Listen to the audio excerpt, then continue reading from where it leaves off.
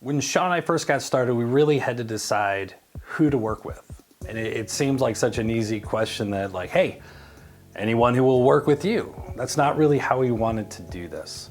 So we had to take a step back before we even got started and figure out what was really important to us. And this is a crazy story, but it's a true story. We were actually in the middle of a meeting and somebody asked us how we choose people to work with. And I love whiteboards. One of my favorite things in the entire plan is just to get up on a whiteboard and to start scribbling. And I got up, I just looked at Sean, I said, here we go. And I started writing, and for some reason, and this is the corporate world, just being born and bred in this world, I came up with the 3 Ps for partnership. The very first one is the product. You have to have a product that makes sense, right? Is it new? Is it unique? Is it different? Does it fill a void? Can you make it? How much can you make? How much does it cost to make? The product itself is always, of course, kind of the center part of a lot of conversations that we have with prospective clients.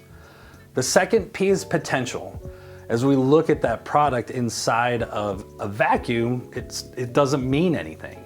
When we put it on a shelf, what shelf do we put it on? Do we put it online? Do we put it in mass? Do we put it in club? How do we put it into that? That channel strategy is what drives the potential. And if we see that there's great potential behind that product, then of course that's someone we want to partner with.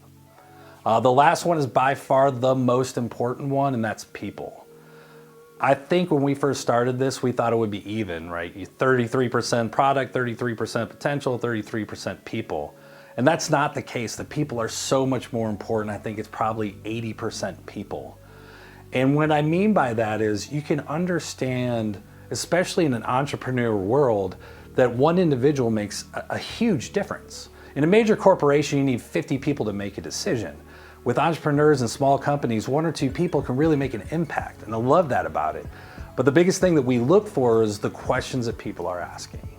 And if we get on the phone with a prospective client, and the first thing is, how fast and how much? Can I get into Walmart? When can I get in? And how much do you think I'm gonna make?